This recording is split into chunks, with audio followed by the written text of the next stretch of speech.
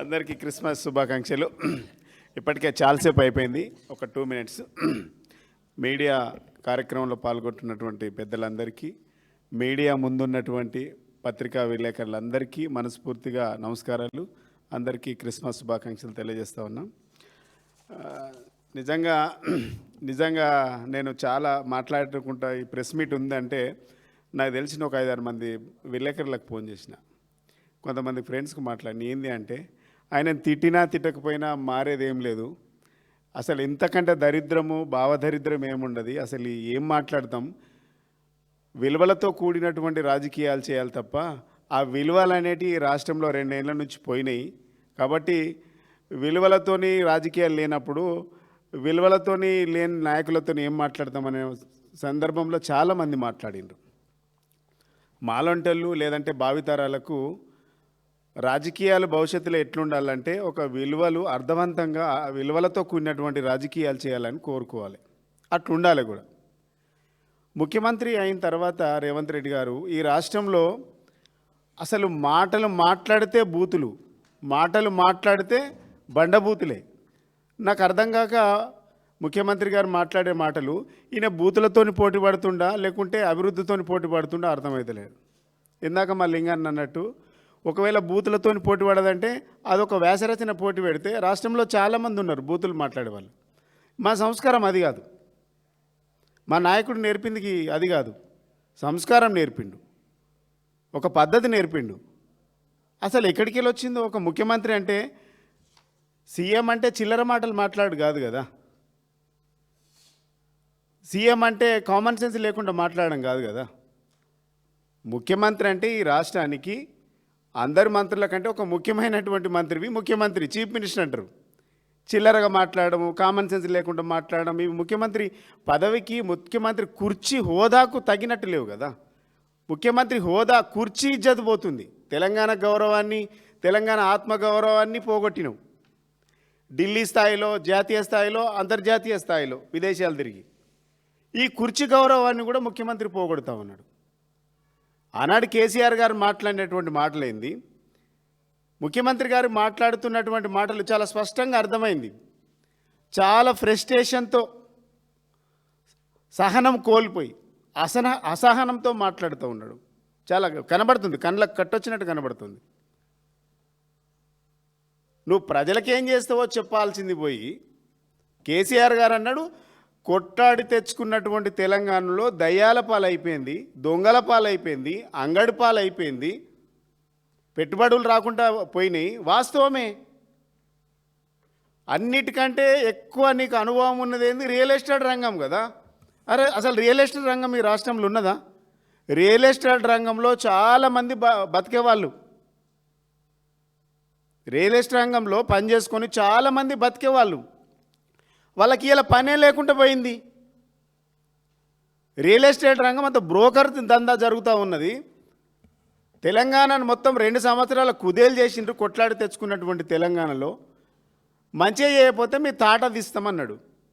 కృష్ణా గోదావరి నీళ్ళన్నీ కూడా ఆంధ్రకు తరలించుకుపోతూ ఉన్నాయి. పాలమూరు ప్రాజెక్టులన్నీ కూడా ఆంధ్రకు తరలించుకుపోతూ ఉన్నారు. ఇటు గోదావరి నీళ్ళన్నీ కూడా ఆంధ్రకు తరలించుకుపోతూ ఉన్నారు. అవి మీరు ఆపకపోతే మీరు దద్దమ్మలు చాతగానితనం మీదే అని చెప్పిండు. వాస్తవాలు కదా. కేసీఆర్ ఒక్కరోజు వచ్చి 2 గంటలు మీటింగ్ పెడితేనే ఇలా కాంగ్రెస్ వాళ్ళకు, మంత్రులకు, ముఖ్యమంత్రికి లాగులు తడుస్తూ ఉన్నాయి. మరి రోజు రా రా అంటుండు ముఖ్యమంత్రి కేసీఆర్ను అసెంబ్లీకి. మా ఇద్దరు కృష్ణార్జునులకే తట్టుకుంటలేవు. నువ్వు షేక్ చేస్తుండ్రు కదా అసెంబ్లీని. ఇద్దరు కృష్ణార్జునులు ఇద్దరే షేక్ చేస్తూ ఉన్నారు అసెంబ్లీలో. వాళ్ళిద్దరికే సమాధానం 12 మంది మంత్రులు చెప్పలేకపోతుండ్రు. కేసీఆర్ వస్తే ఒక్కరికి మాటే రాదు. ఒక్క కేసీఆర్ తిట్టడానికి 12 మంది ప్రెస్ మీట్లు పెట్టిండ్రు. ఇది కేసీఆర్ స్థాయి అంటే. That is KCR. కేసీఆర్ ఎక్కడున్నా, నువ్వు ఎన్ని తిట్టినా కేసీఆర్ ఈజ్ కేసీఆర్. కేసీఆర్ తెలంగాణ ప్రజల ఆత్మగౌరవాన్ని పెంచిండు. కేసీఆర్ అంటే తెలంగాణ ఆత్మాభిమానం. మీరంటే రేవంత్ రెడ్డి అంటే ఆత్మహత్యలు, హత్యలు, అరాచకాలు. ఇది కదా కేసీఆర్కు మీకున్నటువంటి తేడా. కేసీఆర్ అంటే కాలువలు, చెరువులు, రిజర్వాయర్లు, పారుతున్న నీళ్లు, నిండిన చెరువులు, పండిన పంటలు. కేసీఆర్ పేరు అంటే గుర్తుకొచ్చేది. మీరంటే అరాచకాలు, అవినీతి, అక్రమాలు, దందాలు, చందాలు, కమిషన్లు, కాంట్రాక్టులు, ఇట్లా చాలా చెప్పచ్చు. కేసీఆర్కు మీకున్నటువంటి తేడా చాలా కదా. మేము అడుగుతూ ఉన్నాం, ఇలా పాలమూరు గడ్డ మీద నిలబడి, కొడంగల్లో నిలబడి, ఇలా మేము మళ్ళీ అక్కడ కూడా కాపీయే. ఇలా మా వర్కింగ్ ప్రెసిడెంట్ గారు, హరీష్ అన్న, వీళ్ళందరూ కలిసి కేసీఆర్ గారి నాయకత్వంలో గెలిచిన సర్పంచులందరికీ సన్మానాల కార్యక్రమాలు చేస్తూ ఉన్నారు. అక్కడ కూడా కాపీ కొట్టినావు నువ్వు. మేము కళ్యాణ లక్ష్మి ఇస్తే మేము కళ్యాణ లక్ష్మితో పాటు తులం బంగారం ఇస్తానట్టు, మేము 2000 ఇస్తే మేము 4000 ఇస్తామన్నట్టుగా అక్కడ కూడా ఇది కాపీ పేస్టే కనబడ్డది. మా కార్యక్రమాన్ని కాపీ కొట్టి ఎట్లా తిట్టాలనో అర్థం కాక ఇక్కడ ప్రెస్ మీట్కి ఏమో సాటుకు చిట్చాట్ చేసి ఆడికి పోయి వీళ్ళు ఎట్లనే చేసి తిట్టాలనేసి ఒక దురుద్దేశంతో తిట్టినటువంటి మాటలు తప్ప, మీరు కొడంగల్ గడ్డ మీద నిలబడి ఈ 2 ఏళ్లలో చేసినటువంటి పనుల గురించి మాట్లాడిండా? 2023 డిసెంబర్ 7వ తారీఖు నాడు ప్రమాణ స్వీకారం చేసినావు. ఇవాళ డిసెంబరో నెల, ఈ సంవత్సరానికి చివరిలో ఉన్నాం. 2 ఏళ్ళు కంప్లీట్ అయిపోయింది. 3వ సంవత్సరంలో అడుగుపెట్టినావు. ఈ సంవత్సరం కూడా కంప్లీట్ అవుతుంది. ఈ 2 సంవత్సరాలలో సంవత్సరం ఇయర్ ఎండింగ్లో ఉన్నావు. ఈ ప్రజలకు ఏం చేసినాం అనేది లేదు. వలసలు ఆపినాం, 24 గంటల కరెంట్ ఇచ్చినాం, 6 గ్యారంటీలు అమలు చేసినాం, 420 హామీలు పక్కాగా అమలు చేసినాం, 2 లక్షల ఉద్యోగాలు ఇవ్వగలిగినాం. గివి చెప్పే అసలు ఉందా మీకు? పాలమూరు ప్రాజెక్టులు ఎండకుండా పెండింగ్ ప్రాజెక్టులన్నీ రన్నింగ్ ప్రాజెక్టులు చేయగలిగినాం. ఒక్క మంచి పని 2 సంవత్సరాలలో ఒక్క మంచి పని చేసినాం. మాట్లాడే శక్తి ఉందా, దమ్ముందా ముఖ్యమంత్రికి? నేను చేసిన అభివృద్ధి, నా మార్కు, నేను కాంగ్రెస్ ప్రభుత్వం మార్కు గిది అని చెప్పగలిగేటువంటి ఒక్క అంశం ఉందా ఈ ప్రభుత్వానికి? కేసీఆర్ గారి ప్రభుత్వానికి మార్క్ అంటే 24 గంటల ఉచిత కరెంటు, మార్క్ అంటే ఇంటింటి నల్లా నీళ్ళు, మార్క్ అంటే 2000 ఆసరా పింఛన్, మార్క్ అంటే కళ్యాణ లక్ష్మి, మార్క్ అంటే అమెరికాకు పంపినటువంటి విద్యార్థి విదేశ చదువులు, చేప పిల్లలు, దళిత బంధు, రైతు బంధు, రైతు బీమా, కేసీఆర్ కిట్టు, న్యూట్రిషన్ కిట్టు, గిన్నున్నాయి. మేము ఒకటి చెప్పండి కాంగ్రెస్ పార్టీకి, ఈ 2 సంవత్సరాలలో మా మార్కు గిది, లేకుంటే మా మార్పు గిది. మీ మార్పు అంటే ఏంది? అరాచకాలు. మీ మార్క్ అంటే ఏంది? దోసుకునుడు. మీ మార్క్ అంటే ఏంది? హత్యలు. మీ మార్క్ అంటే ఏంది? అత్యాచారాలు. గిది మీ మార్కు, మీ మార్పు. గది తేడా చెప్పాలి. ఈరోజు మహబూబ్ నగర్ జిల్లాకు ఎంత నష్టం జరుగుతుంది? నిజంగా రైతు బిడ్డవు అయితే మహబూబ్ నగరు అడవికేలు వచ్చినటువంటి పాలమూరు బిడ్డనని చెప్పుకుంటున్నటువంటి మీరు నిజంగా నీ గడ్డకేం చేసినావో చెప్పు. ఫస్ట్ 2 సంవత్సరాల నీ ముఖ్యమంత్రి హోదాలో నీ గడ్డకేం చేసినావు? ఒక్క పాలమూరు జిల్లాకు ఏం చేసినావో చెప్పు.